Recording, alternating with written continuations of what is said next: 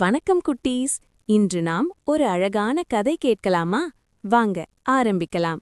இந்த கதையின் பெயர் யானையை காப்பாற்றிய எலி. ஒரு பெரிய அழகான காடு இருந்தது.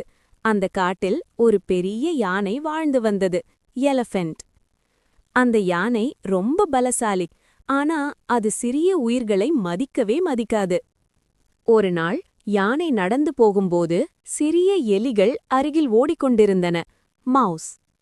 யானை கோபமாக சொன்னது, ஏ சின்ன சின்ன எலிகளே, என் வழியில் வராதீங்க.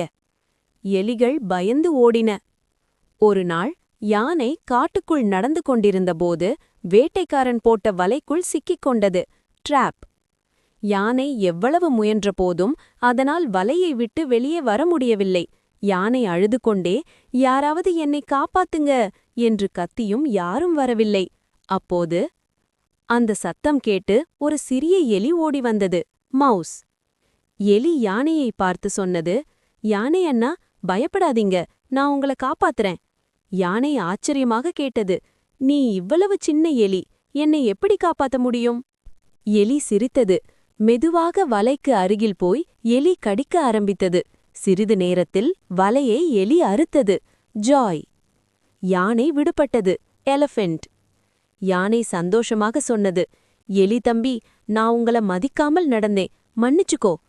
நீங்க இல்லனா இன்று நான் உயிரோட இருந்திருக்க மாட்டேன். எலி சிரித்துக்கொண்டே சொன்னது, பரவாயில்ல யானை அண்ணா. இந்த கதையின் கருத்தென்ன தெரியுமா குட்டீஸ்?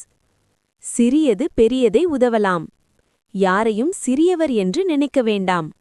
இந்த கதை உங்களுக்கு பிடிச்சிருந்தா லைக் பண்ணுங்க, ஷேர் பண்ணுங்க, சப்ஸ்கிரைப் பண்ணுங்க.